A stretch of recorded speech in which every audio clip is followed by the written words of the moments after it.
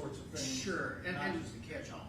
Right, and so to specify, we would intend to put on proof related to Mr. Taylor's education, his high performance in school, his high performance in athletics. You would? We are going to. Okay. Yes, we are going to put on that proof today at today's Okay. hearing. His involvement in nonprofits, so community involvement, other essentially positive personal traits and background related to Mr. Taylor that would support mitigation. Okay. All right, I guess we can discuss the language of the court would place in there once we hear the proof. Anything else before the jury's brought down? No, Your You Honor. give opening statements and, A brief, yes, Your Honor. okay. And we would as well, the state. Okay. And does the state, just again for court's edification, know how many witnesses you may be calling? 3. Okay. All right, let the jury step down.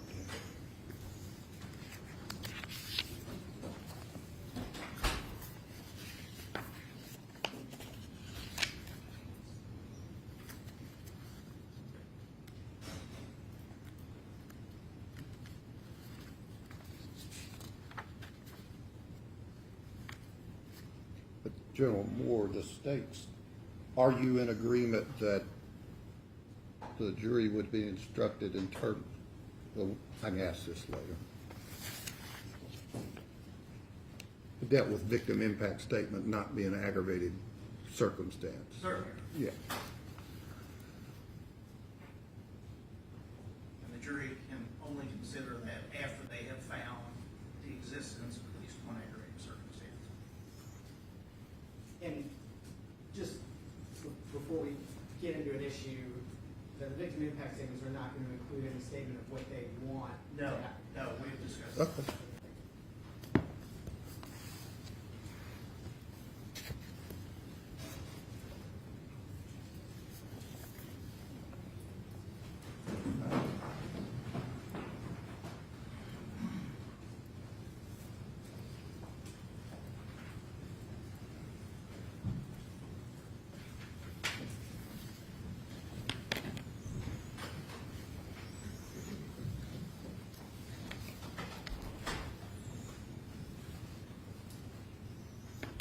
Or you can have a seat. All right, members of the jury, when we get to this portion of this particular trial, the law allows for the attorneys to give to you opening statements, then present proof, and I'll explain all this in the jury instructions.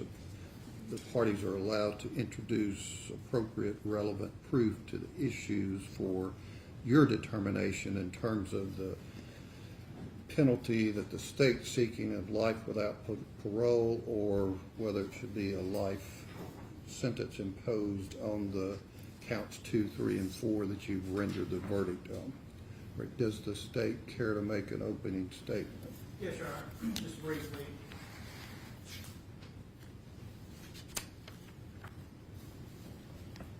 Members of the jury, because of your verdict, we are now going into the second phase of this trial. And what the state will present is based upon, like it seems long ago that I read the indictment. In this part of the proceeding, the state relies upon aggravating circumstances that are named. And there are 2 of those presented for your consideration. Number 1, the murder was committed against a person less than 12 years of age, and the defendant was 18 years of age or older. So referring to Ivy.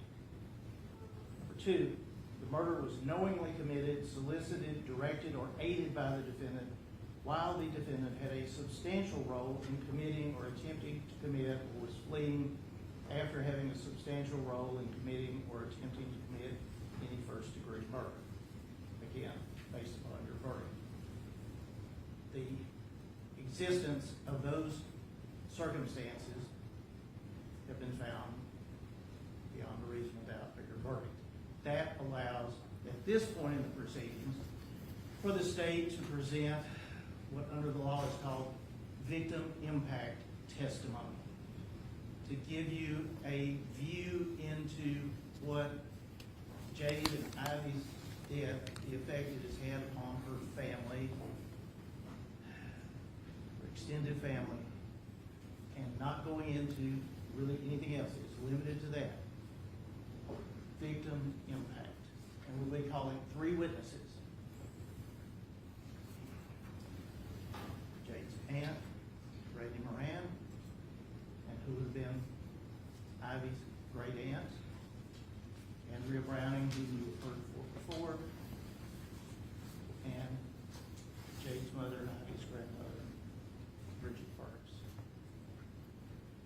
At the conclusion of that testimony, and whatever the defendant chooses to present, anything, this is why this is proceeding, that is submitted to your discretion.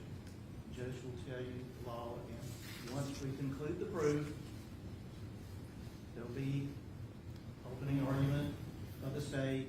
Perhaps the defense would have a chance, or they will have a chance to make an argument, and the state would close. Again, because we have the burden of proof throughout the criminal trial.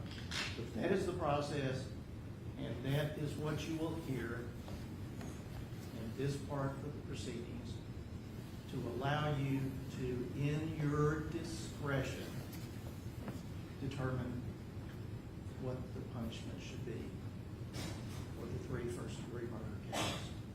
Thank you. Thank you, Your Honor. All right, any opening statement?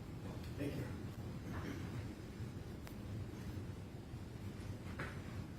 This case is and always has been tragic. Nothing that anybody's going to say this relatively short portion of the trial is going to change that. And the thing we are going to ask you to remember is, even if you find there's aggravating circumstances, and really the aggravating circumstances the state is going to ask you to find are based on your conviction. Mr. Taylor's been convicted, there's no question. It doesn't require you to give him the harshest penalty ever. He's going to prison no matter what.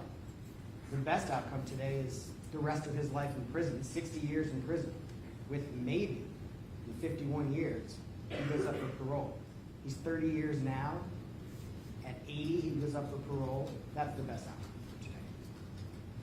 You don't have to give him life without the possibility of parole. You can give him the opportunity to try for rehabilitation. You can give him the opportunity to work hard in prison. He's not going anywhere. This is a tragic case, but it doesn't have to be the worst of the worst outcome. Thank you. All right, who's the state wanting to call? Your Honor, the state's first witness would be Ms. Brandy Moran, and as part of the proof in this portion of the proceedings, the state would ask the jury to incorporate all of the proof that has been presented. Okay, I mean, the law allows that. All right, let her step in.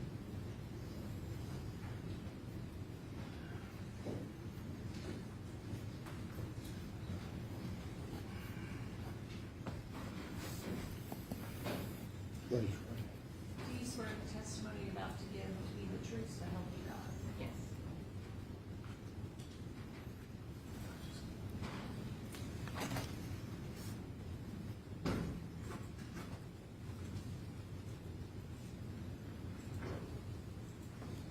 Ma'am, could you please state your name and spell your first and last name for the court order? Brandy Moran, BRANDIMORAN.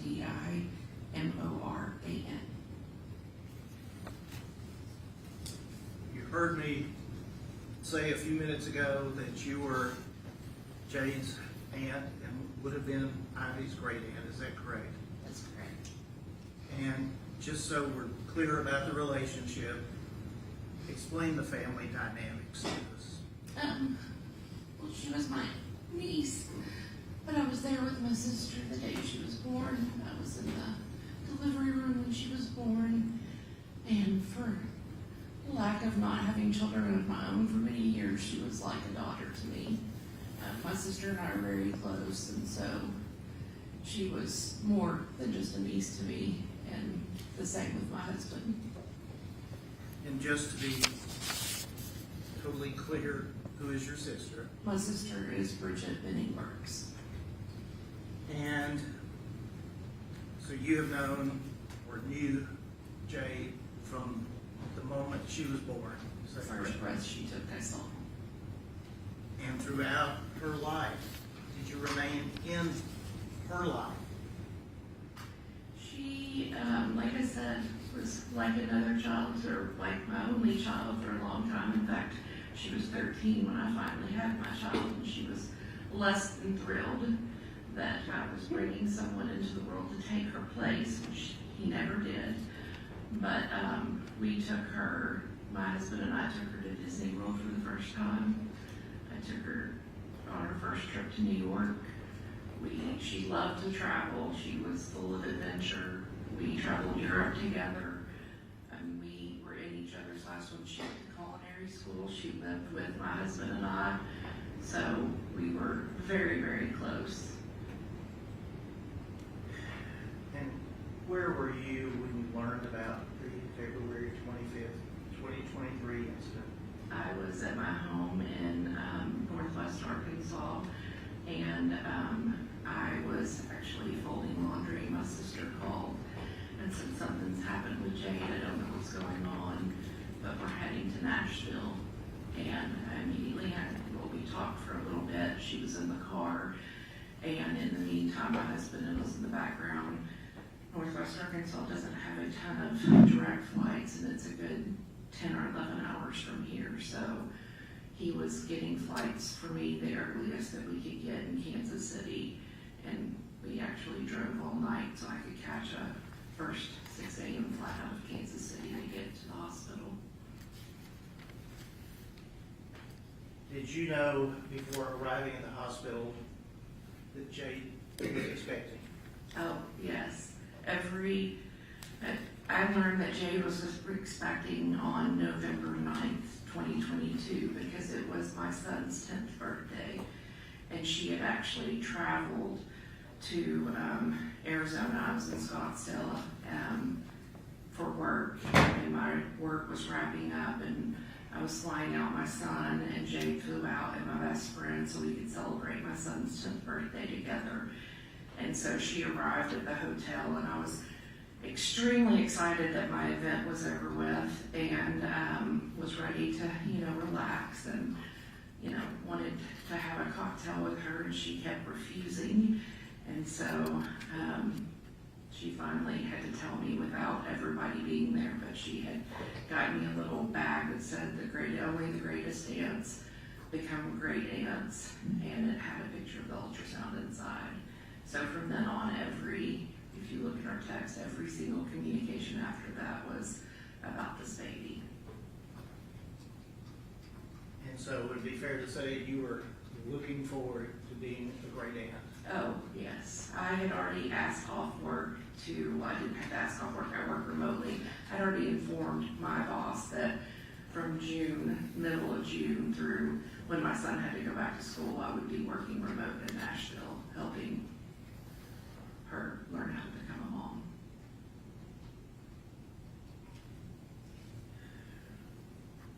The jury has heard that she was removed from life support, she and IV on her birthday. Is that correct? That's correct.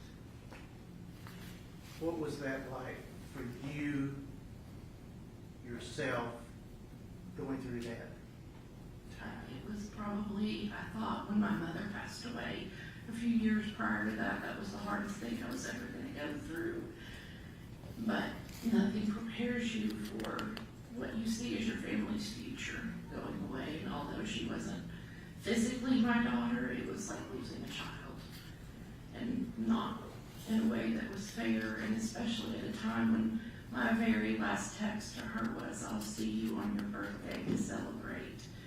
And that's what I was expecting that weekend before. I didn't expect to be driving to Nashville.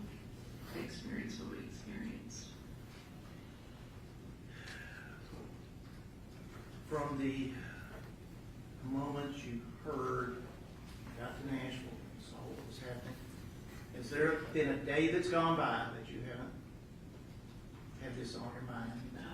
No, it's completely changed. We have a small family to begin with, and it's taken away I won't say it's taken away happiness, and I've done a lot with therapy and grief, and it's never going to go away, but there's never going to be pure joy in the celebrations that we have, because there's always going to be one of the big pieces of our joy missing. So there's... And with respect to the family, your sister, Brownie, people we have heard from, have you seen how this has affected them? Oh, it's everything. It's how we operate in life now. It's even how I allow my son to do things, because we are a normal family. This isn't anything you ever think you're going to talk about. When I say we were boring people, and we liked it that way, and you can't let go of the fact that this type of thing now, really happens to other people. It happens to you too, and it can happen to you. And so it impacts every decision, every thought. There's just across the board with my sister, with, our father, with my husband. My son was 10 at the time, and just trying to explain to him why somebody that was, just like a sibling to him is no longer here. I was going to ask about that. Because Jade and your son would be cousins. They were cousins, but they were closer than that. They fought like brothers and sisters, and she was 13 when he was born, and then she turned into his babysitter, and then, she hit adulthood, and he had a little bit of a problem with her being an adult and not just his cousin Jade. So they fought like brothers and sisters, and there's just, it's really hard for me, like I said, because we have a small family, and my husband and I had our son late in life, and we don't have a lot of other relatives, and she was his only cousin, and he's not going to have her now later in life the way I've had my sister. Like, I relied on, and she watched out for him. She could put him in his place like no other, and just, it kills me that I know that he's not going to have that anymore. And have you seen that actually affect your son? Oh, definitely. Our entire family has gone through therapy. He had a lot of problems right when everything happened in school, just with behaviors, and it's impacted every single day since it happened. Prior to this, was your sister family unit happy? Oh, yeah, definitely. We were, my husband and her husband are good friends. She and I are best friends, and like his children, like we all were just beyond just a happy, like I said, happy but boring, normal family. And there's just, I think somebody mentioned Jade's light, and that light's gone, and there's a dimness over our entire family that I don't ever see us getting back. Can you describe, put in words, what you have seen this do to your sister, to Jade's mother, Ivy's grandmother?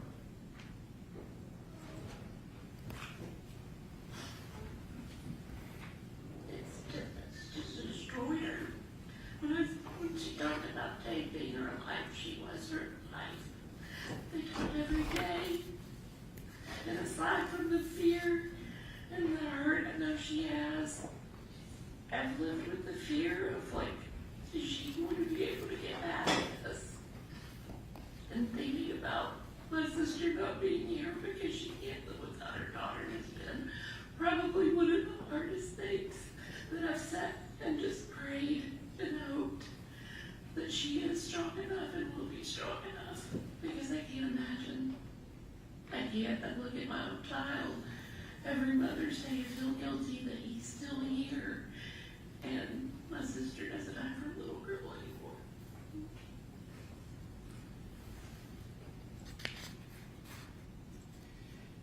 Thank you, Ms. Moran. No further questions. Hang on just a moment. Question on behalf? No question. All right, thank you. You can have a seat. Who's the next witness? Ms. Browning.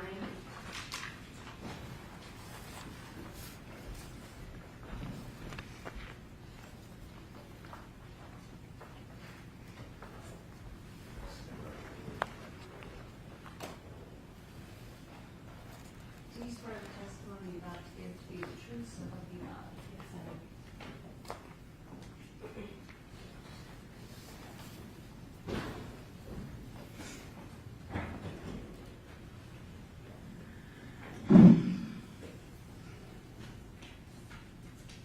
Ms. Browning, could you please state and spell your name for the record? Yes, it's Andrea Browning, Anderea, Browning. Ms. Browning, what was your relationship to Jade? She was my bonus daughter. When did you and Jade's dad get married? 2009. When did you first meet Jade? She was about 7 years old, which is how old my daughter is now, our other daughter, Ava. And can you walk us through Jade's early life? Yeah, she was a little spitfire. The first time I met her, I'll never forget, because the light everybody keeps talking about, it's so obvious. And I was just, this girl was so full of life and so full of confidence. She always had a smile on her face, and she was always ready for anything. And she adored her dad and her family. She just, you could see it all over her face and her body, her whole body lit up. And Ms. Browning, do you have another daughter? Yeah, Ava. How old is Ava? Ava's 7 now. She was 3 at the time. And can you describe Ava and Jade's relationship? Yeah, that's tough because, you know, like I said, Ava has Down syndrome, and so she's developmentally delayed, and she didn't know Jade because Jade was in Arkansas when Ava was born, and it was also during COVID, and we were taking lots of precautions about who we were exposing her to. And she finally met Jade in, I believe it was 2021, and they looked into each other's eyes and knew that they were sisters. There was a connection immediately. Like, it was really eerie, but also amazing at the same time.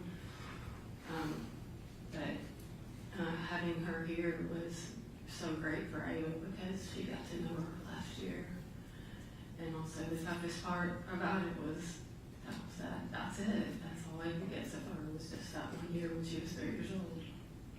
And what impact have you seen on Ava's life since losing Jade? It's tough to tell her because she doesn't understand a whole lot about it, especially because she was so young at the time. But she's really into pictures, and she's always pointing Sissy out in pictures. And she asks about Sissy. She uses an AAC for communication. She just randomly hits Sissy on her words all the time. And it's got a little picture of Jade. And Sissy's always with you, is all we can tell her, and just keep explaining to her how great and wonderful her sister is and how much she loved her. And, you know, one of the toughest things I'll have to carry with that is that the Instagram post that Jade made that said, being in Nashville, one of the best things about being in Nashville is getting to watch my sister grow and they will know her. And can you tell us about finding out Jade was pregnant and how excited the family was? I was so excited. I was initially shocked, and she could see that, and I think it was a short conversation, but we were automatically super supportive of her and super ready to do anything and everything, take her shopping, help her with decorating, help her with anything she needed help with. I mean, I had just become a mom myself not that long ago. You know, we talked a lot just about, you know, whatever you need, we've got you. And she didn't ask for much. She had a whole bunch. She knew she could do it. She's got all the confidence in the world. And the jury has heard a lot about Jade's support system and how many people showed up to Vanderbilt and how many people took action that night. Can you describe for the jury Jade's support system, how many people she has here today, and what it's done to her friends? I can't even begin to describe it because, like I said, she had only been here a year and she was surrounded by people that were local, like at the end. I mean, obviously everyone from Arkansas came down, but the amount of people that came there that were not from Arkansas, that were there because she made an immediate impact on them, and they loved her so much, and they knew that this was going to be a huge loss to everybody. And can you walk us through that night of February 25th and how you found out and how Jade's dad found out? Yeah, I was actually asleep. I had a young child at the time. I had put her down a couple hours before, and I knew she was going to be up early, so I was sound asleep. And once I woke up, I saw the missed calls, and I was in such shock. I honestly don't remember a lot of like who called when, where, how. And I know Bridget had several missed calls from her as well as Dennis, and as soon as I talked to Dennis and got to Vanderbilt somehow on my own, that drive was awful.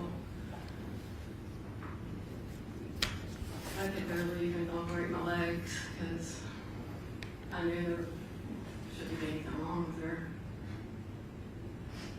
And Jade was working at your brother's restaurant back in early 2023. Right. Can you describe the impact that her and Ivy's death has had on your brother's staff, your brother, just the restaurant as a whole? Yeah. It was devastating. It's been really hard to watch my brother because he hired her. I mean, he didn't even hire her. He recommended her to the head chef, and it was a no-brainer for her to hire Jade. You know, he just got her the interview. But everyone at that restaurant, and that's the biggest thing is they knew Jade was not doing anything she shouldn't be doing. They were always telling me that. Yeah, About how great she was taking care of Maybe all a the jury things. approach, I'm sorry. Okay.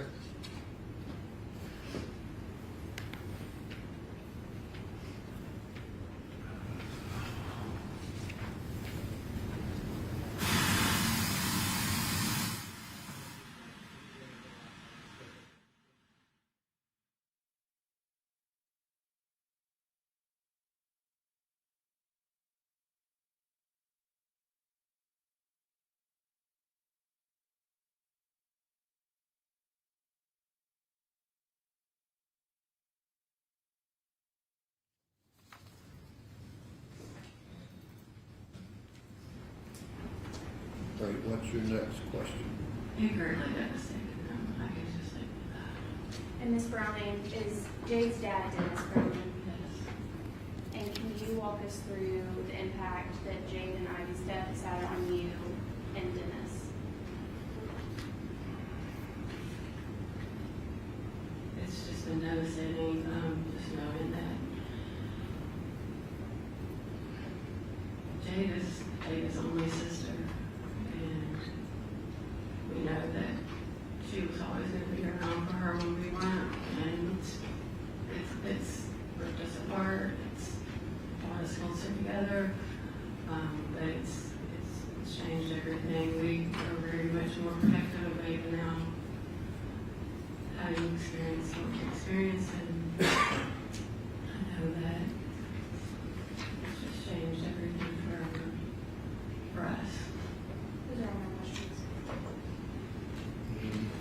No question. Thank you. All right, who's the next witness? Ms. Bridget Burks.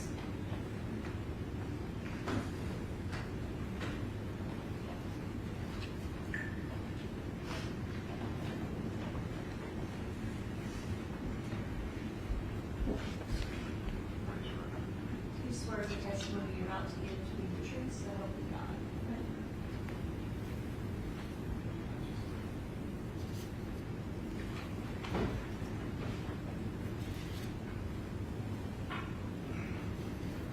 Could you please state and spell your name for the record? Bridget Benning Burks, BRIDGET, BENNING, BURKS. And Ms. Burks, who was Jade Benning to you? My baby girl. And was Jade your only child? Yes.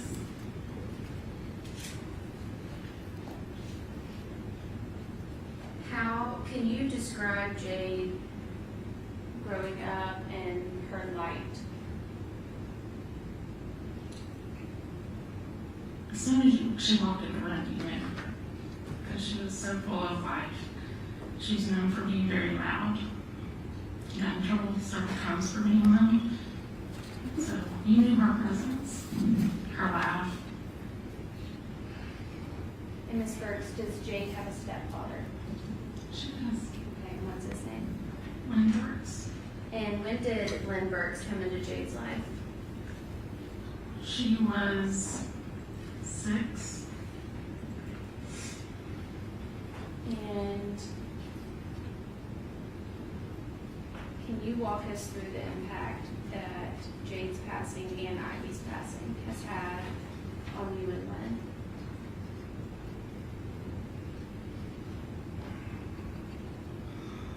We also have 2 boys, and so it just makes it harder, makes us worry more about our other 2 boys.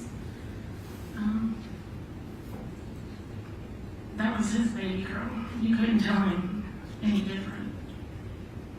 And it's just a void that will always be there. Is your day-to-day life different without Jade? Most of the time. People ask, are you okay? And I always say yes. But behind closed doors, I'm fine. And did you and Jade talk almost, if not every single day? Yes. And Ivy would have been your first grandchild. Yeah. Can you walk us through the impact of losing Ivy?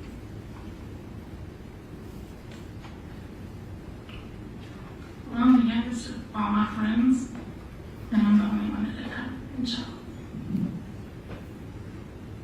So I was excited to be able to say I'm a grandma now. I'll never get that opportunity because it was taken from me. And is there a day that goes by that you don't think about Jade and Ivy? No, every day.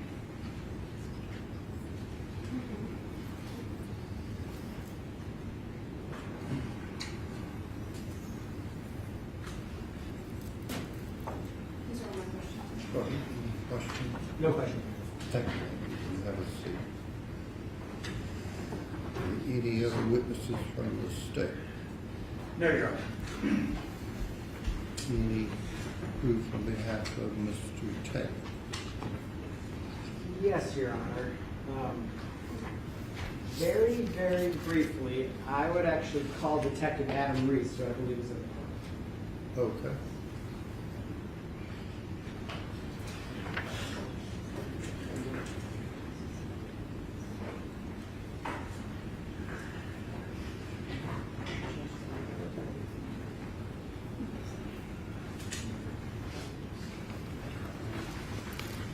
You swear the testimony you're about to give is the truth, so help you God. Yes.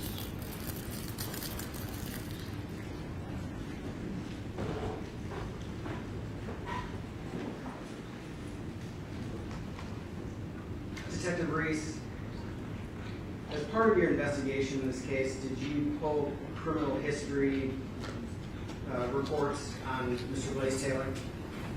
Yes, Do those include NCIC sort of nationwide background checks? yes, In your investigation of criminal history on Mr. Taylor, did you find any prior criminal history? no, I did not. Thank you, that's it. Any question? No. Okay. All right, who's the next witness? Your Honor, we would call Evie Taylor. Okay.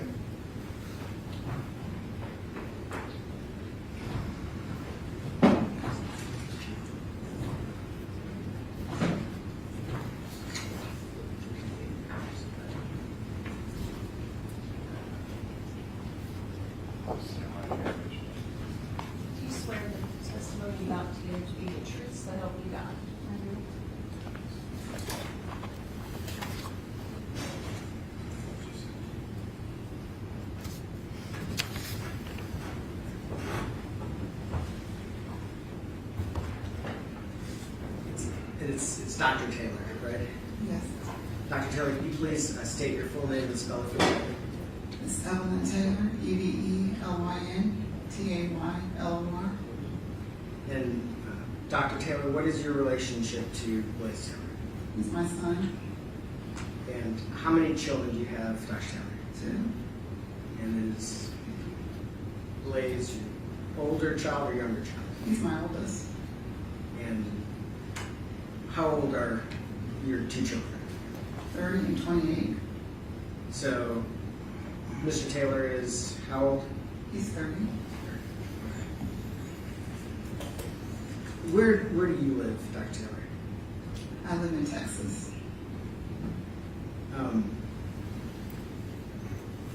Can you tell us a little bit about who Blaise Taylor is? Yes. He's the best son I could ever ask for. He's a loving son, a loving brother, a loving grandson, a loving nephew, a loving friend. He's never given me any problems. All throughout school, he was an A student. He was always the teacher's pet. In fact, his kindergarten teacher still keeps up with them to this day. He liked to help other children with their schoolwork because it just naturally came so quick to him. And the teachers would always comment about that. He loves sports. He wanted to follow in his father's footsteps, and so he played sports. Every time we moved, he made a lot of friends. He was team captain and leadership. He was a team leader. A lot of the parents would come to me and tell me that how much respect they had for him. He was a good student in the classroom and in sports, and he was the type of boy that they wanted their children to hang around because he was never getting in any kind of trouble and was very respectful. Where did I'm gonna interject for a minute. Where did Mr. Taylor grow up? We lived all over. He was born in Texas, but because of my husband's profession, we move every few years. So we lived in Texas. From there, we went to New Mexico, and then Louisiana, and then Tennessee, then Oklahoma, and then Alabama, and then Arkansas. And is it fair to say sports are kind of a big deal for your family? Yes. So you mentioned he was very involved in sports. What sports specifically was Mr. Taylor involved in? Well, his favorite sport was football. And that's real big in your family. Yes. Right? When did he start playing football? When he was 5 years old. And how long did he play? He played through college, and then he got an invite to try out for the New Orleans Saints upon graduation or after his senior year. And he ended up not pursuing it professionally? He didn't make the team, the Saints. How did let's start with high school. How did he perform in football in high school? He was a team captain in high school, one of the leaders on the team. He actually graduated early. He graduated a semester early so he can go to college early. And you mentioned a little bit about his grades while he was team captain and playing football. How were his grades in high school? All A's. And then where did he end up going to college? He went to Arkansas State University. And I think we heard a little bit about that during the trial. Did he play football in college also? Yes, he played football in college, and he actually graduated with his bachelor's and his master's degree in business in 2.5 years. He was the first college football player to ever do that. And while he was there, he started a nonprofit, the Power 1 or 2. He's very passionate about helping children in underserved areas and communities. And so while in college, he and his sister co-founded that nonprofit. And they just did a lot of community events for those children, mentored them. He was a big brother. He volunteered at the alternative school. And his senior year, I think he went like 3 times a week. Does that nonprofit still exist? The nonprofit still exists. They've actually given almost like over $90,000 in scholarships.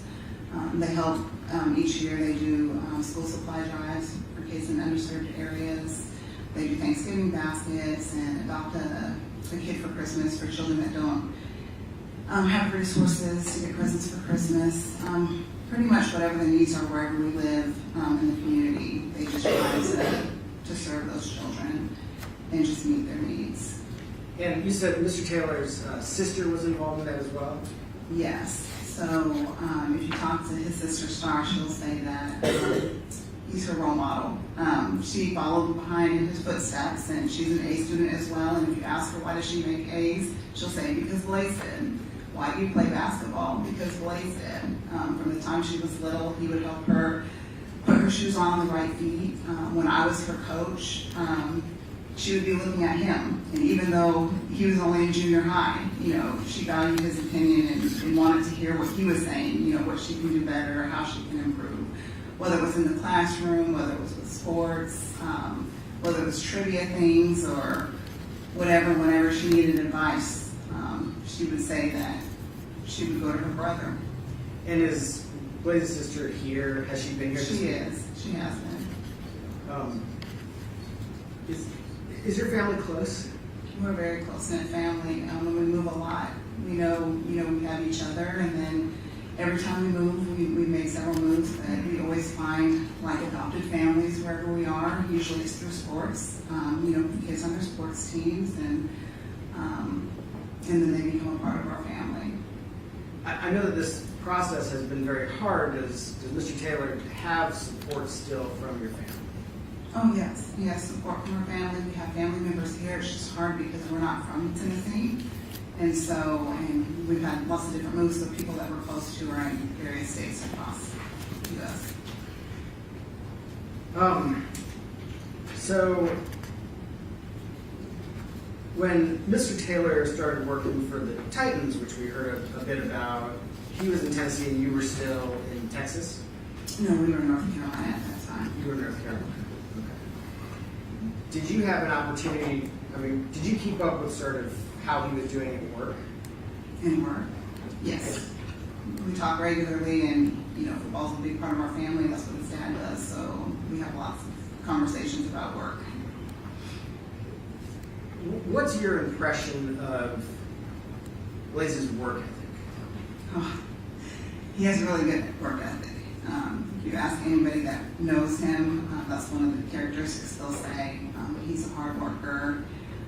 He's always on time. He'll be one of the first ones there. He's going to make sure that he gets the job done. He has a really good work ethic in everything he does, whether it was his schoolwork, an actual job where he's getting paid, whether it's the non-service, he always goes above and beyond. Okay. How about, are there any other, we talked a little bit about the nonprofit, are there any other kinds of community involvement or examples that you can think about from Blaise's life, either recently or longer ago, that you can tell the jury about? Well, he has a servant's heart, so he does a lot of community service. Usually wherever we live, like with his dad, the football teams usually do community service, so he would be involved in various things that they do. I know one thing, like when he was in high school, where he was actually old enough to make a decision to do those things, he was really involved with the Miracle League. And so that's something he did throughout high school, with big brother type programs, mentoring younger children, he would do that. And then when he was in college, he just did a lot of community service, like I was telling you about, like for his nonprofit, but it was primarily through being a big brother and volunteering at the alternative school. So being a mentor, he had a little brother that was assigned to him, and he would bring him to football practice and let him watch. He would go to school and help him with his homework and do things of that nature. And then when he volunteered, I believe it was the 3rd grade classroom at the alternative school, he would just encourage them to do their schoolwork, to respect their teacher, and if they made their points for the week, he would come and he'd bring teammates, and then they would play dodgeball and things like that. And if they had a good week and a good report, he would let them come with him to, or he'd get tickets for them to come to a football game. And he was really involved with the community baskets, and we would do community Thanksgiving dinners. I think one of the things that I'm most proud of Blaise for was one time when he was in college, we were in church, and they were doing baptisms. And I didn't know this because, he didn't tell me this. I'm just watching the baptism, and all the people come up and give testimonies, and it was a young college girl. And she said, I just want to thank Blaise because he really shared about the Lord to me. And he was really instrumental in my relationship with the Lord and my baptism. And all the accolades that he had, like in the classroom or on the field, they were nothing compared to what I feel like he did for this young lady that said that she's a friend that just went to university. And just the fact that he was instrumental in her being baptized, it's those types of things that make me really proud of Blaise. Dr. Taylor, one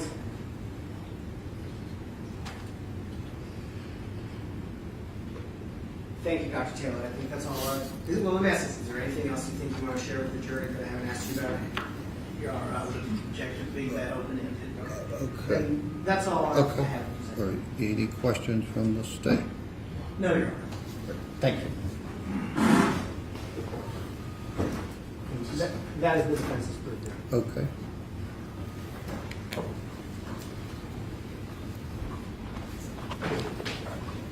All right. Ladies and gentlemen of the jury, if you'll step down the hallway just briefly, we'll talk with the attorneys about legal issues and then get you right back.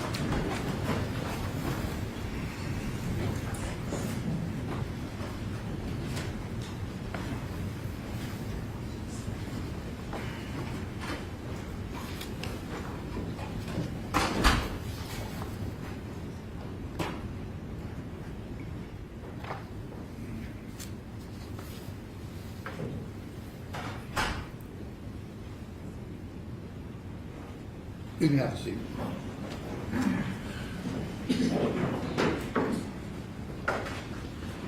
Just for the record, Mr. Bland, like we did the other phase of the trial, let Mr.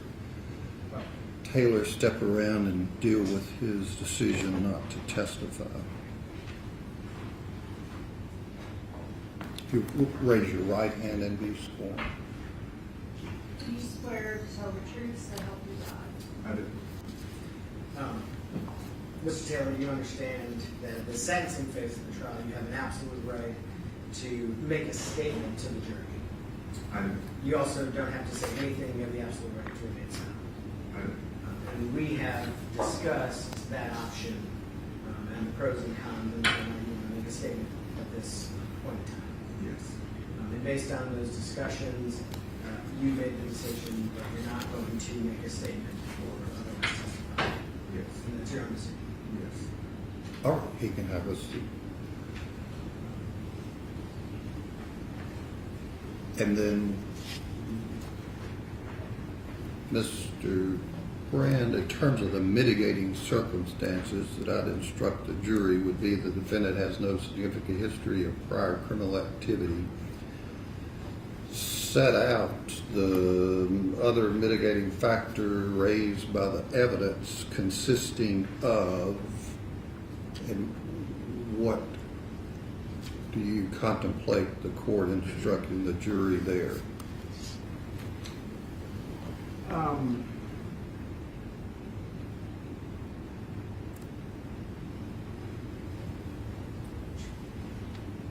Trying to think of how to phrase this, Your Honor. Right.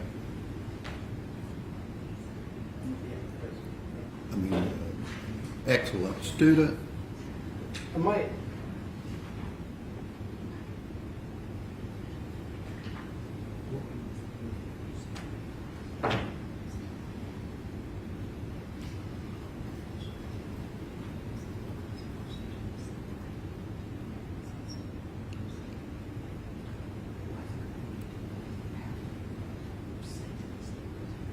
What if we said,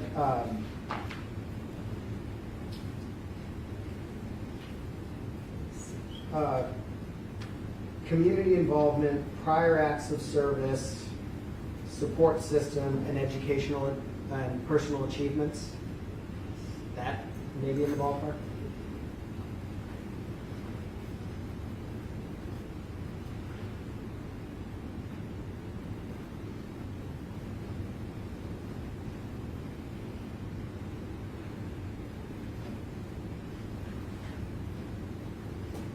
All right, community involvement, education, and personal achievement, and what was the other? Acts of service.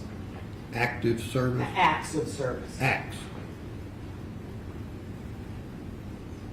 Does the state care to be heard on that?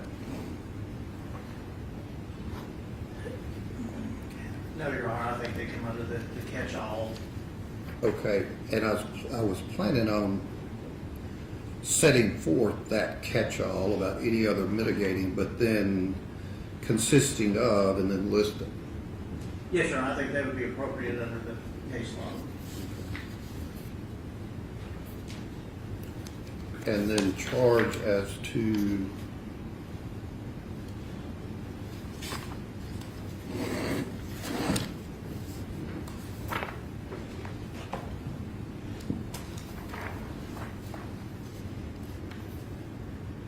in terms of aggravating circumstances in counts 2, the murder was committed against a person less than 12 and the defendant was 18 years of age or older, and the murder was knowingly committed, solicited during the commission of the language there about another first-degree murder. Yes, Your Honor. Accurate. And in 3 would just be that felony murder type language. Yes, Your Honor. And 4 would be both again. Yes. Well, both Yes. again.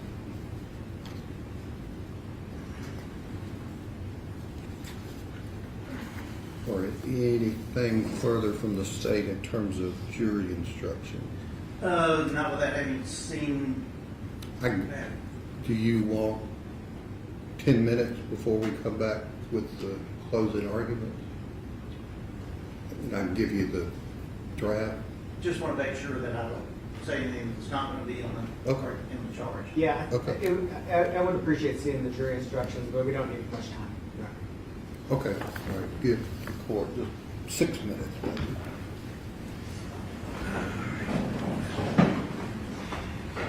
Court, a brief recess.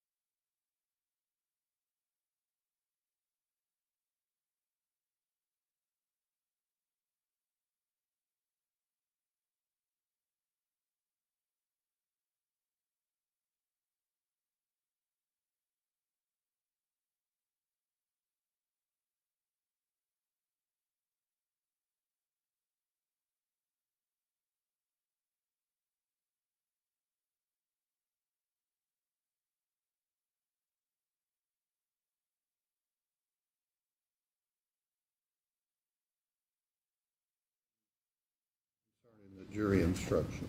No, Your Honor. Mr. Brown, okay. All right, let the jury step down.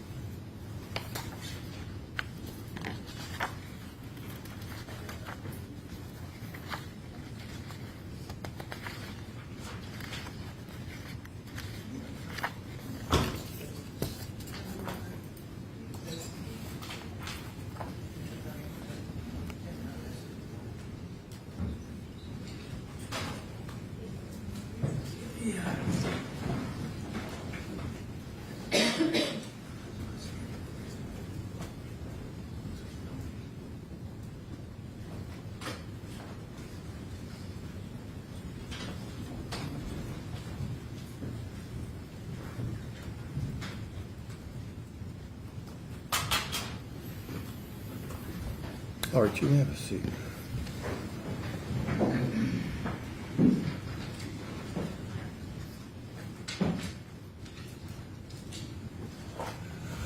All right, any closing argument on behalf of the state? Yes, Your Honor, thank you.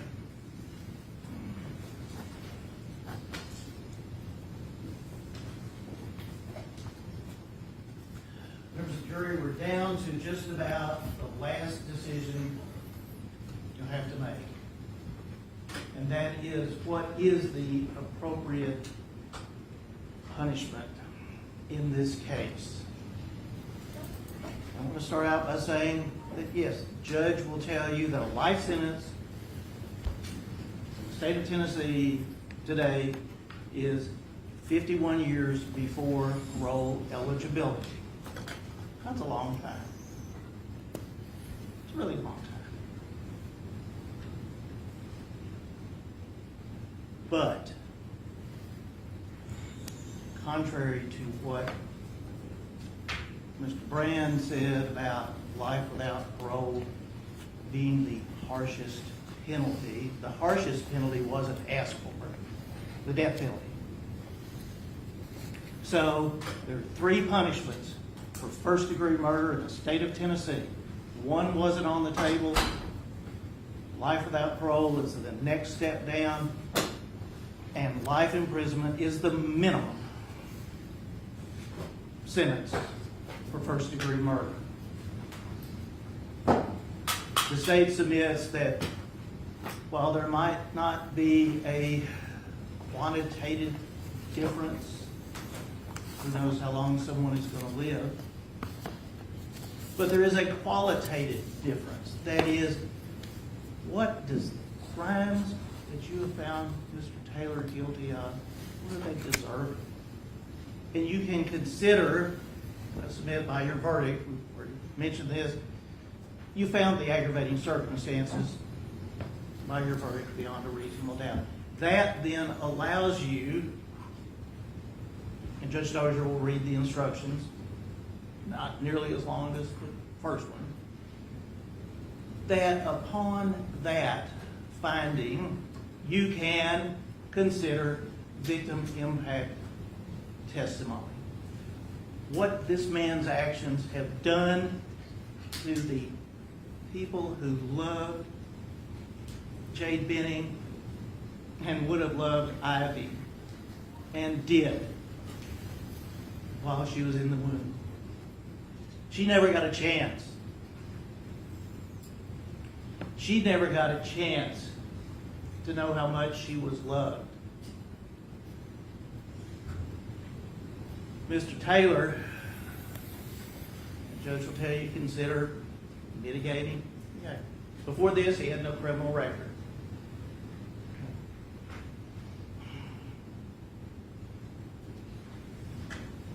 That doesn't mean he is not deserving of life without parole under the facts of this case. And again, going back to everything that you heard during the trial.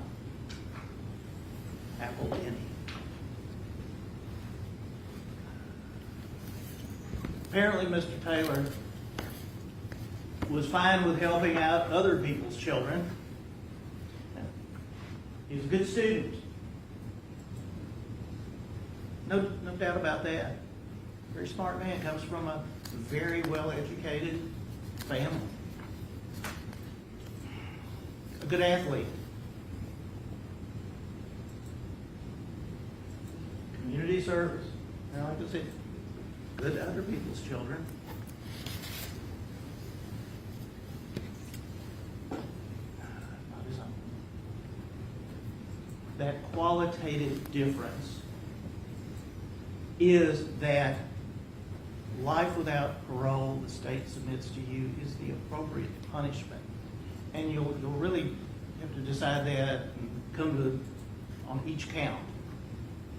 But it is your decision, your collective judgment. There's no, oh, we have to prove this, we have to prove that. Once the existence of an aggravating circumstance is before you, and here we have two, then it is your call.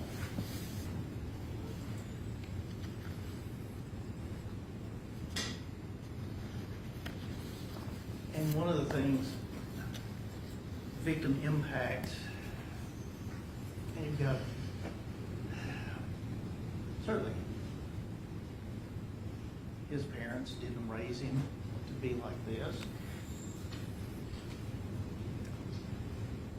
But the decisions that he has made were his and his alone.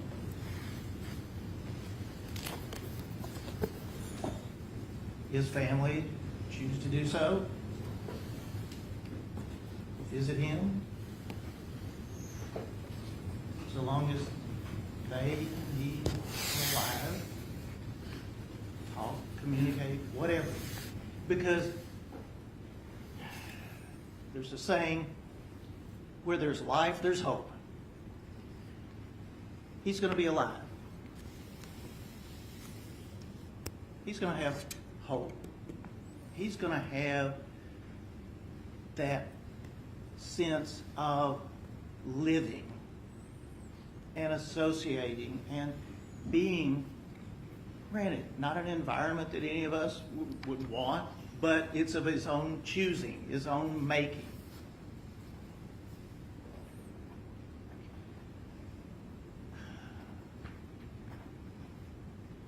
Jade and Ivy's family never have that opportunity. He took that from them 3.5 years ago, February 25th, 2023. He took something that no one is able to give back. And for that, on behalf of the state of Tennessee, submit that whatever hope of freedom that he should have, he does not deserve, and that he should not receive the minimum punishment for these offenses. Thank you very much. Any argument on behalf of Mr. Taylor? Thank you.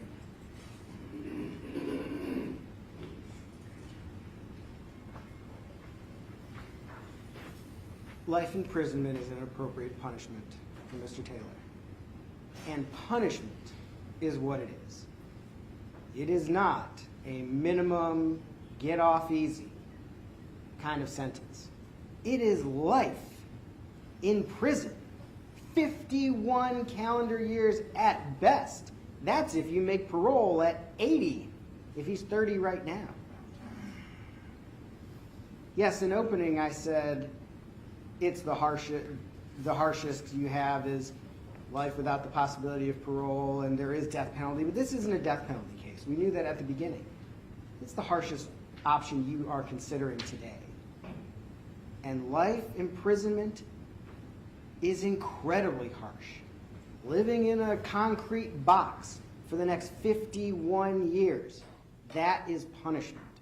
He's not getting off. He's not getting off easy. You're not letting him go. He's not walking out of this courtroom. Likely for the rest of his life. Now,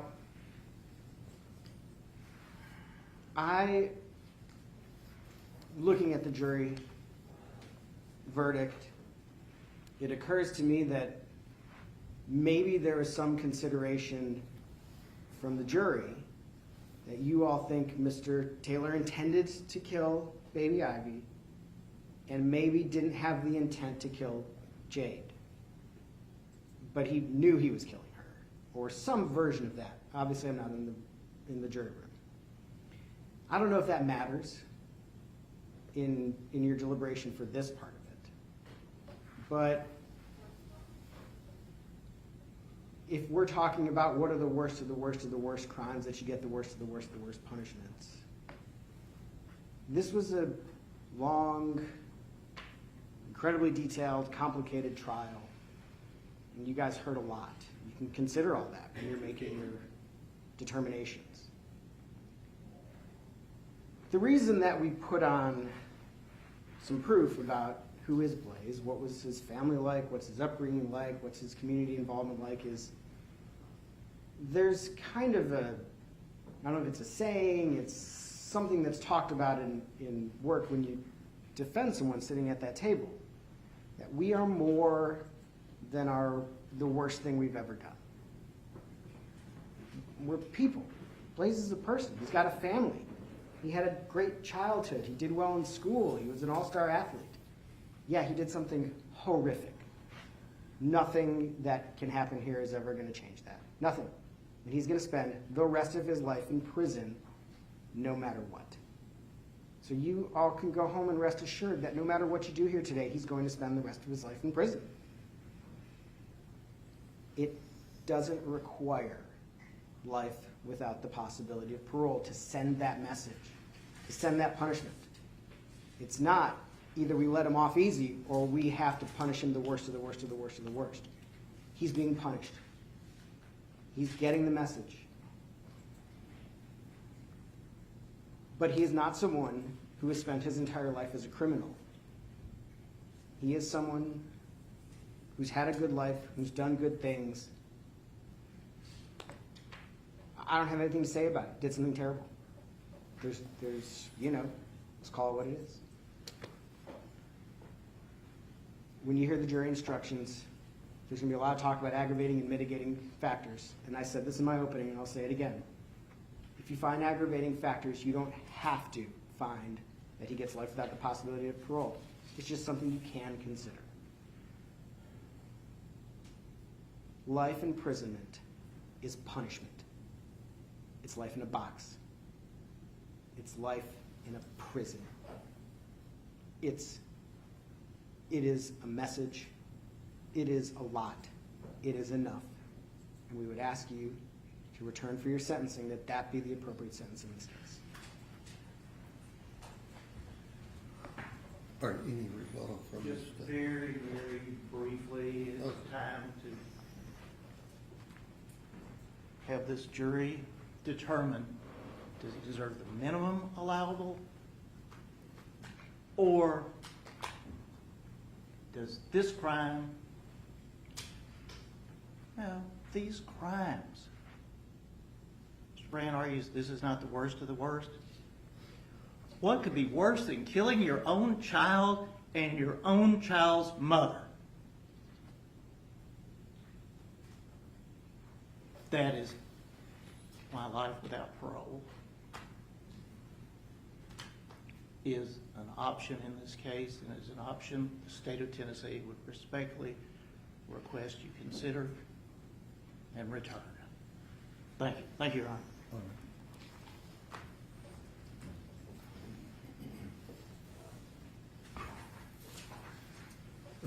Members of the jury, you've now found the defendant Blaise Taylor guilty beyond a reasonable doubt of murder in the first degree as charged in counts 2, 3, and 4 of the indictment number 2024A49.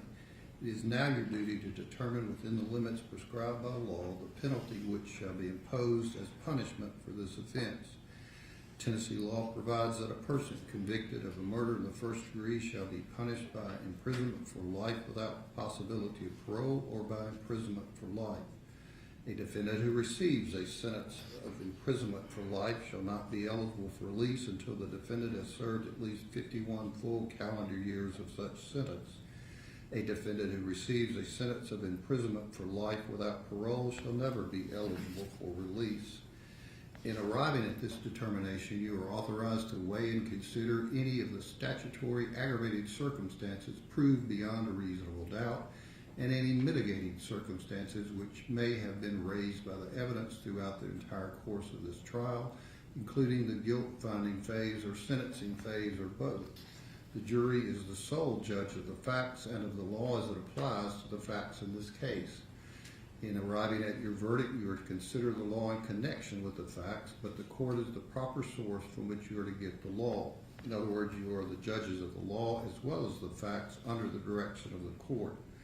The burden of proof is upon the state to prove any statutory aggravating circumstance or circumstances beyond a reasonable doubt. Reasonable doubt is that doubt created by an investigation of all the proof in the case and an inability after such investigation to let the mind rest easily as to the certainty of your verdict. Absolute certainty is not demanded by the law, but moral certainty is required, and this certainty is required as to every element of proof necessary to constitute the verdict. The law makes you, the jury, the sole and exclusive judges of the credibility of the witnesses and the weight to be given the evidence.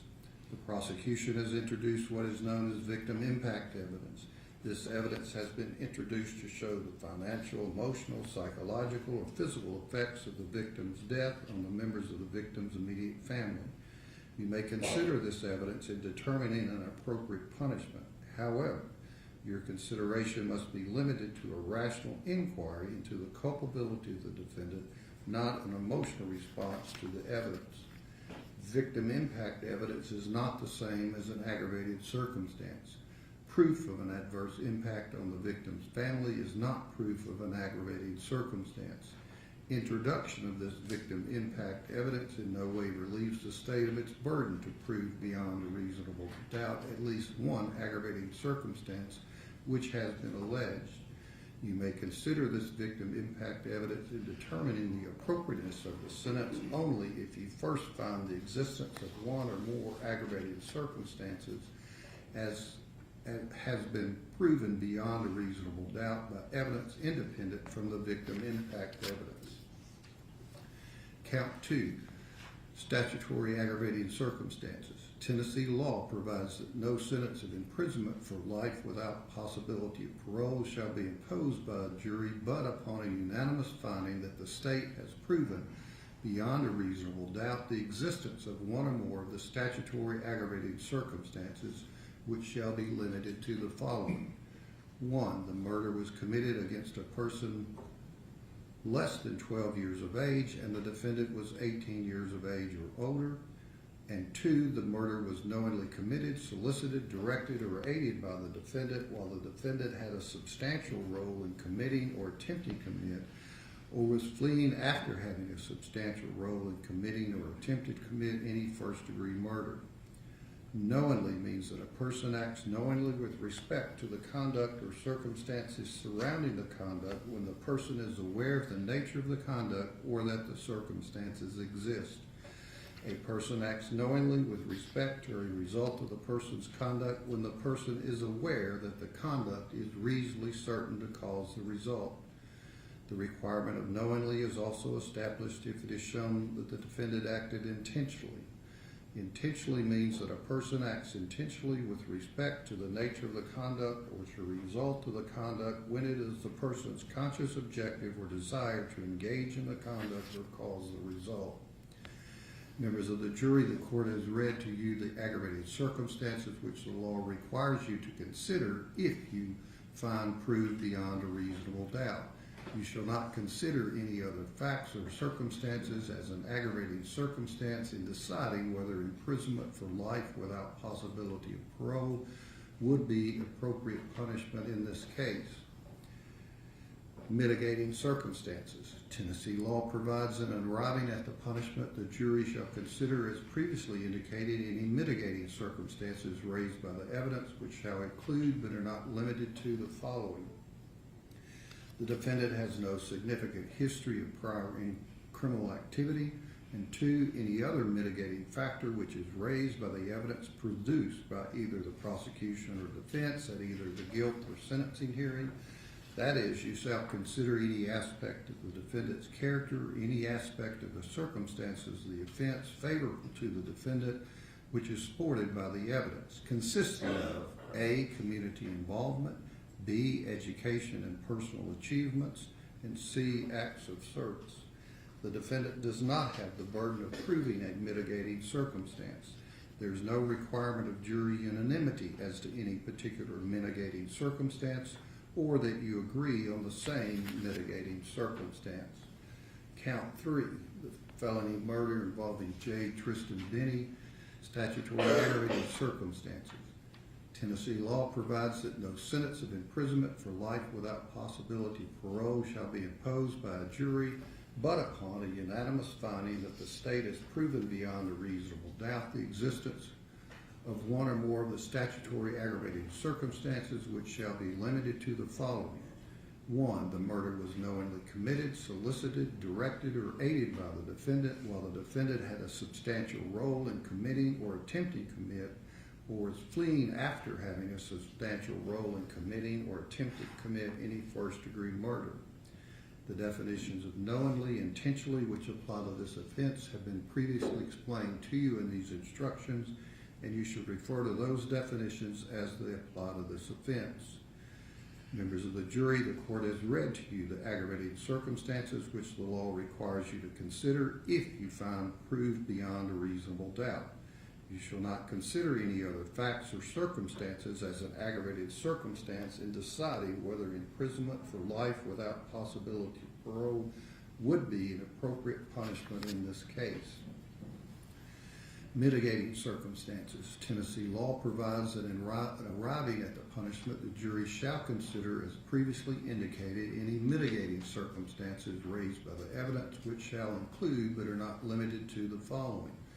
1, the defendant has no significant history of prior criminal activity, and 2, any other mitigating factor which is raised by the evidence produced by either the prosecution or defense at either the guilt or sentencing hearing. That is, you shall consider any aspects of the defendant's character or any aspect of the circumstances of the offense favorable to the defendant, which is supported by the evidence, consisting of A, community involvement, B, education and personal achievements, and C, acts of service. The defendant does not have the burden of proving a mitigating circumstance. There is no requirement of jury unanimity as to any particular mitigating circumstance, or that you agree on the same mitigating circumstance. Count 4, felony murder involving the victim, the unborn female child of J. Benning. Statutory aggravated circumstances. Tennessee law provides that no sentence of imprisonment for life without possibility of parole shall be imposed by a jury, but upon a unanimous finding that the state has proven beyond a reasonable doubt the existence of one or more statutory aggravated circumstances, which shall be limited to the following. 1, the murder was committed against a person less than 12 years of age and the defendant was 18 years of age or older. 2, the murder was knowingly committed, solicited, directed, or aided by the defendant while the defendant had a substantial role in committing or attempting to commit, or was fleeing after having a substantial role in committing or attempting to commit any first-degree murder. Definitions of knowingly and intentionally, which apply to this offense, have been previously explained to you in these instructions, and you should refer to those definitions as they apply to this offense. Members of the jury, the court has read to you aggravated circumstances which the law requires you to consider if you find proved beyond a reasonable doubt. You shall not consider any other facts or circumstances as an aggravated circumstance in deciding whether the imprisonment for life without possibility of parole would be appropriate punishment in this case. Mitigating circumstances. Tennessee law provides that in arriving at the punishment, the jury shall consider, as previously indicated, any mitigating circumstances raised by the evidence, which shall include but are not limited to the following.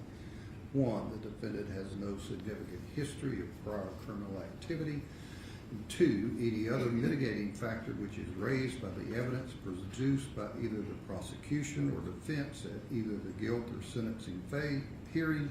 That is, you shall consider any aspect of the defendant's character or any aspect of the circumstances of the offense favorable to the defendant which is supported by the evidence consisting of A, community involvement, B, education and personal achievements, and C, acts of service. The defendant does not have the burden of proving a mitigating circumstance. There is no requirement of jury unanimity as to any particular mitigating circumstance, or that you agree on the same mitigating circumstance. The defendant has not taken the stand and testify as a witness during the sentencing hearing, but you should place no significance on this fact. The burden is on the state to prove any aggravated circumstance or circumstances beyond a reasonable doubt. He is not required to take the stand in his own behalf, and his election not to do so cannot be considered for any purpose against him, nor can any inference be drawn from such fact. You will be provided a verdict form consisting of 6 pages. You have 2 sentencing options to consider on each count, and you are not required to deliberate on these sentencing options in any particular order. The options are as follows. Verdict, life imprisonment or life imprisonment without possibility of parole. If you do not unanimously determine that a statutory aggravating circumstance has been proved by the state beyond a reasonable doubt, the sentence shall be life imprisonment. You will write your verdict upon the enclosed form attached hereto and made a part of this charge. The verdict shall be as follows. We, the jury, unanimously find that the punishment shall be life imprisonment. If you unanimously determine that a statutory aggravated circumstance or circumstances have been proved by the state beyond a reasonable doubt, you shall, in your considered discretion, sentence the defendant either to imprisonment for life without possibility of parole or to imprisonment for life. In choosing between the sentences of imprisonment for life without possibility of parole and imprisonment for life, you shall weigh and consider the statutory circumstances or circumstances proven by the state beyond a reasonable doubt, and any mitigating circumstance or circumstances. In your verdict, you shall reduce to writing the statutory aggravated circumstance or circumstances so found, and shall return your verdict upon the enclosed form attached hereto and made a part of this charge.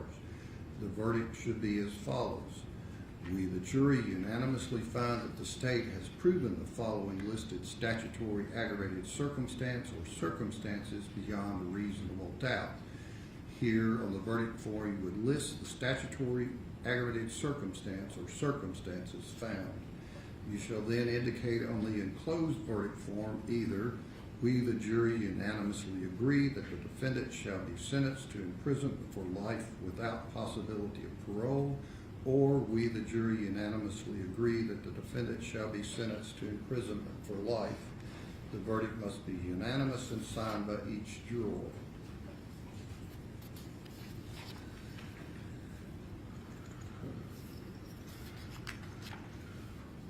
The verdict must represent the considered judgment of each juror. In order to return a verdict, it is necessary that each juror agree thereto. Your verdict must be unanimous.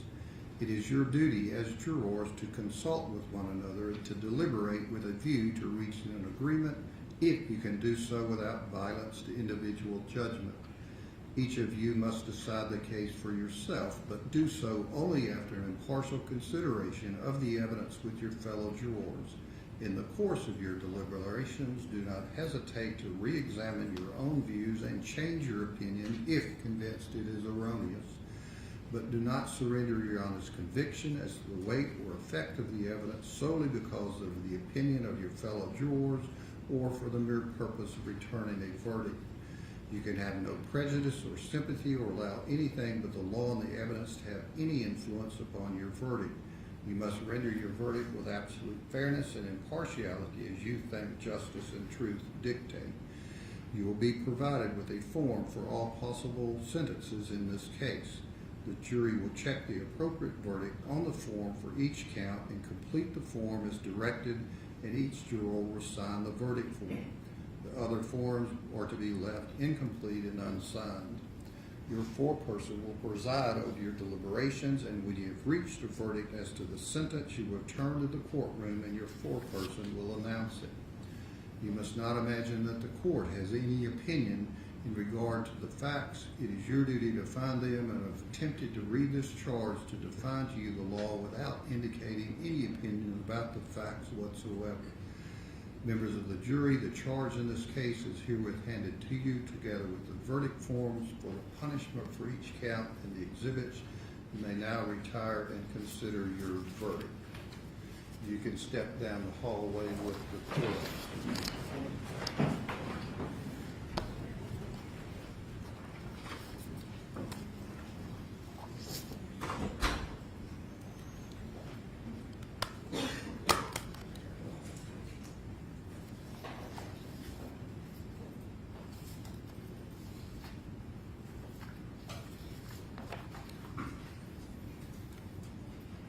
Anything further from the state? Did you know that need to be a hearing, sentencing hearing?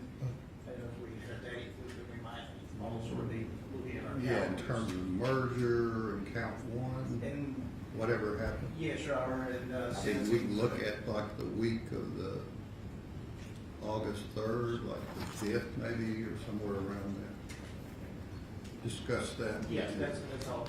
Anything further on the jury charge, Mr. Grant? No, no, No, Your no. All right, we'll be in recess.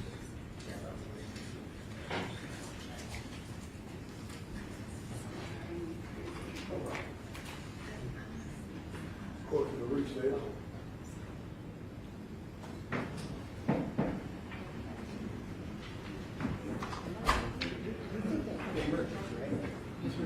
Oh, yes, that was merged with it, you got that.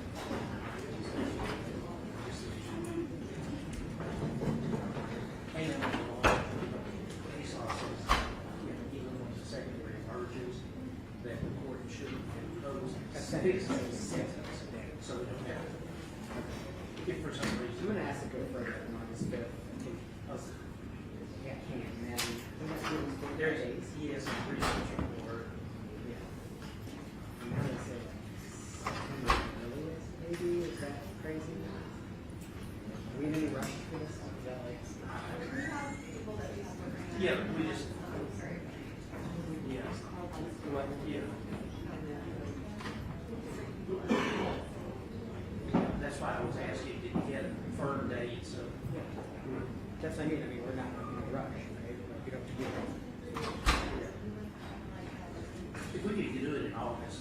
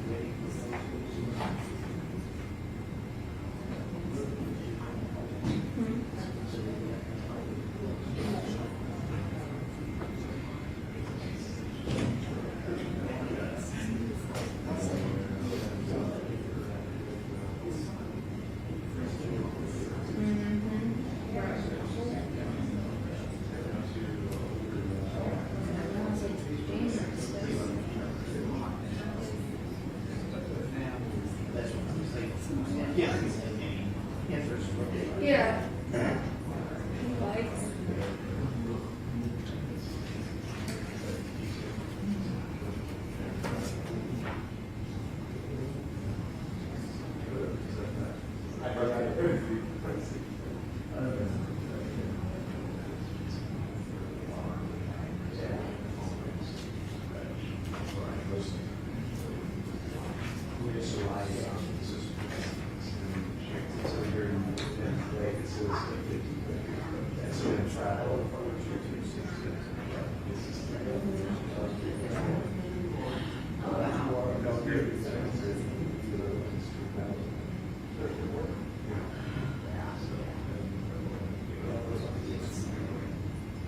Oh, yeah.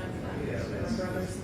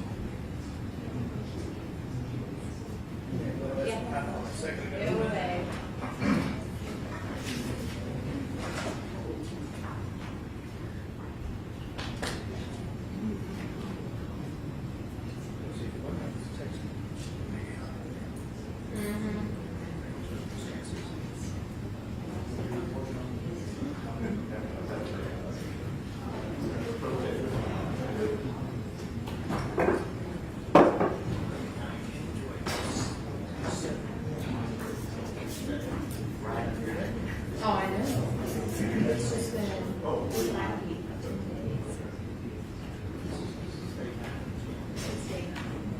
I was just counting Sunday is. Oh, It's well, just yeah. been dragging. No, I literally lost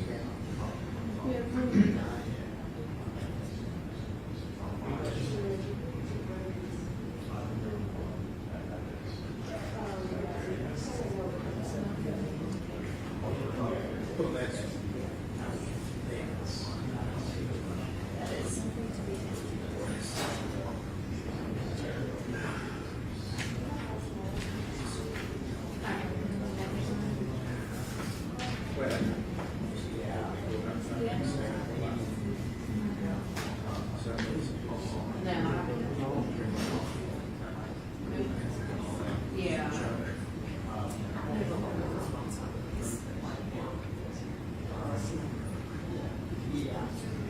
Yeah.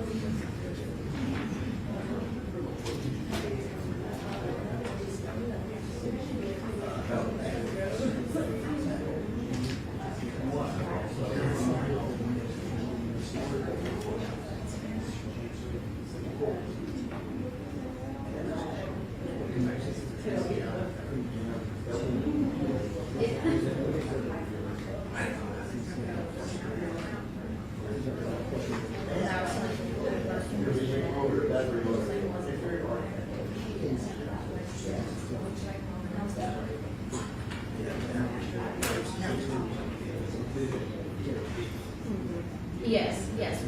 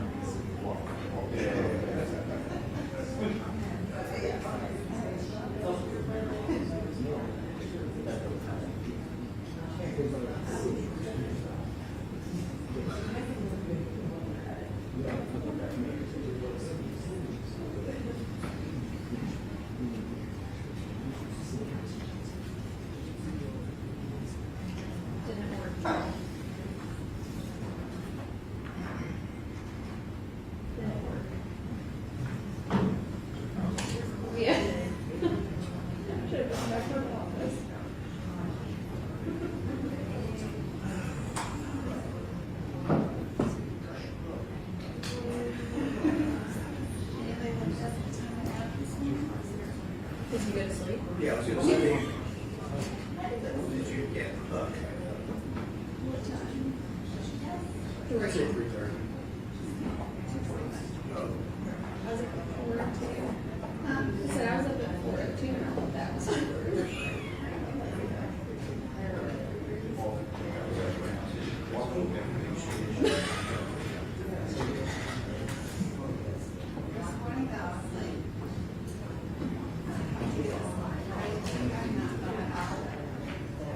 Yeah.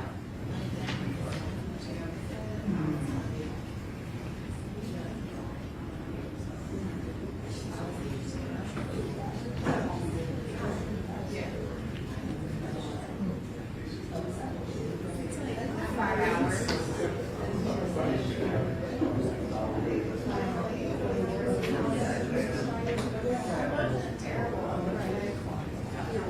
Oh my gosh. She's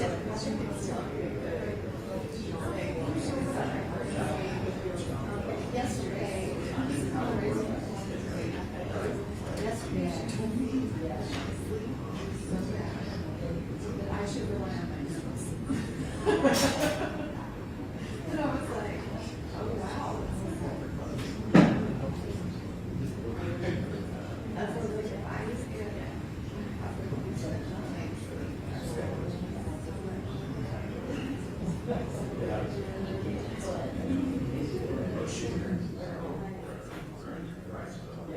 yeah.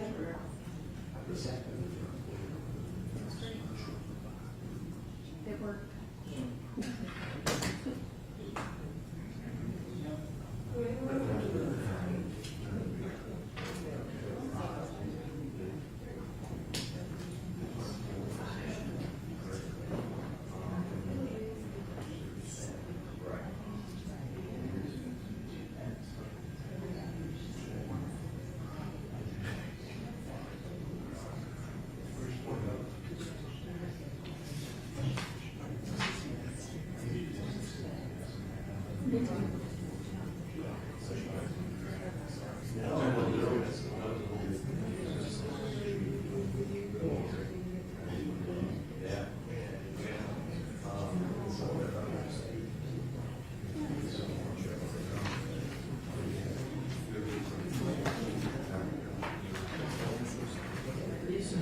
I don't know.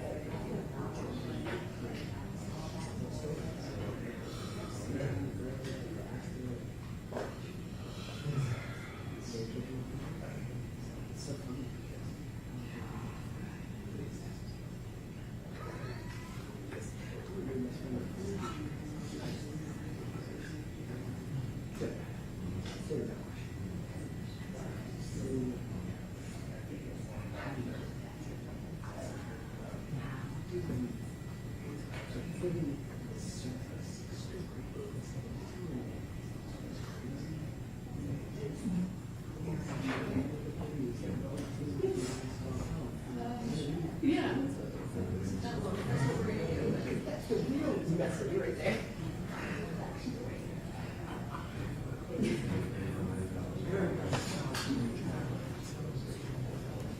I mean, he is. He did do that. Right, because it definitely would not have been.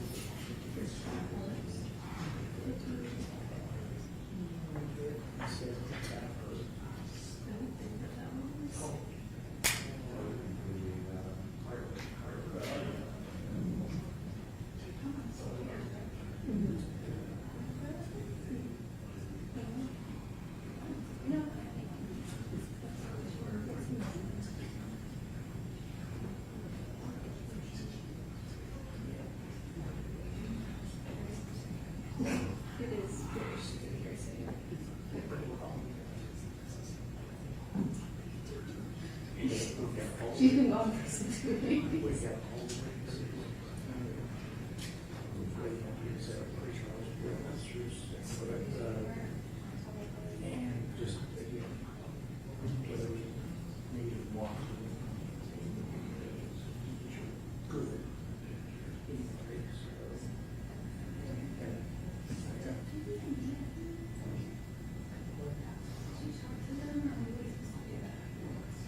No, we did.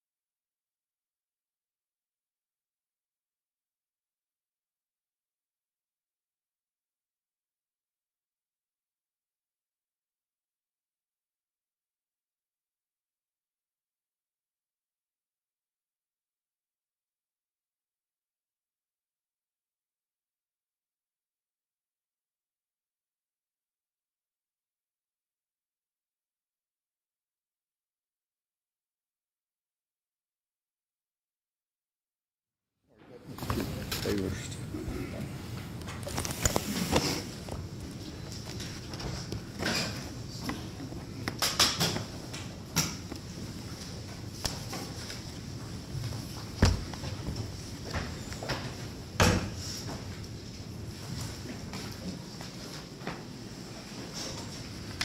All right, the court staff's been made aware the jury's arrived at a decision in terms of the punishment phase, so we'll let them step down and announce it.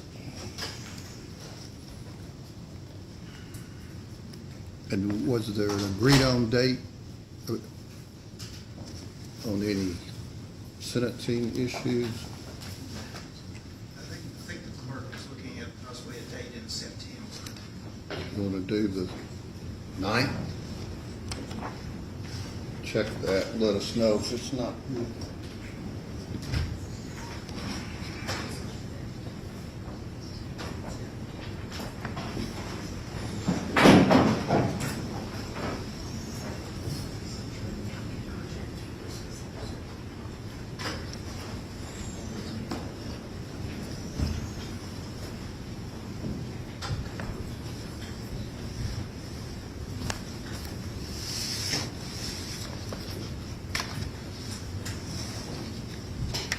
All right, all right, juror number 7, you are still the foreperson? And the jury's arrived at a verdict in terms of the sentencing issue? Yes, ma'am. All right, if you would, please, ma'am, stand and announce that verdict from the jury verdict form. We, the jury, unanimously find that the state has proven the following listed statutory aggravating circumstance or circumstances beyond a reasonable doubt. 1, the murder was committed against a person less than 12 years of age and defendant was 18 or older. 2, the murder was knowingly committed, solicited, directed, or aided by defendant while defendant had a substantial role in committing first-degree murder. We, the jury, unanimously agree that the defendant shall be sentenced to imprisonment for life. And that is count? Count 2. Okay. For count 3, we, the jury, unanimously find the state has proven the following listed statutory aggravating circumstance or circumstances beyond a reasonable doubt. 1, the murder was knowingly committed, solicited, directed, or aided by the defendant while the defendant had a substantial role in committing or attempting any first-degree murder. We, the jury, unanimously agree that the defendant shall be sentenced to imprisonment for life.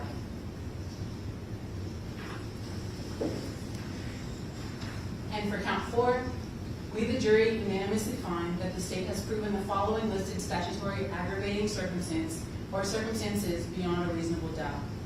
1, the murder was committed against a person less than 12 years of age and the defendant was 18 or older. 2, the murder was knowingly committed, solicited, directed, or aided by the defendant while the defendant had a substantial role in committing any first-degree murder. We, the jury, unanimously agree that the defendant shall be sentenced to imprisonment for life. All right, and that's signed by each of the jurors? Correct. All right, you can turn that document into the court staff.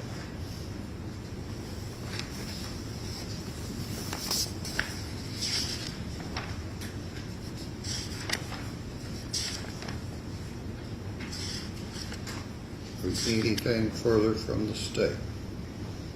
No, Your Honor. Anything further on behalf of Mr. Taylor? No, Your Honor. All right, ladies and gentlemen of the jury, I appreciate very much your service for the last week plus to the court and your community. You'll be discharged from this case and from your jury service. You can step down the hallway with the court officer.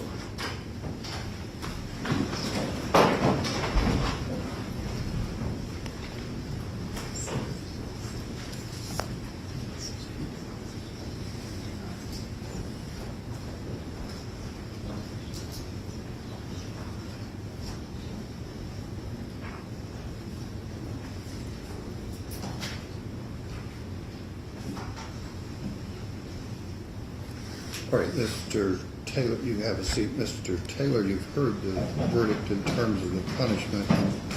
Counts 2, 3, and 4, that the jury's imposing a life sentence in each of those counts. That verdict will become the judgment of the court. We'll set this on 9/9 for any sentencing issues, merger issues. And if that date doesn't work, Mr. Brand, just let us know in advance. Yes, thank you. All right, let Mr. Taylor step in the back.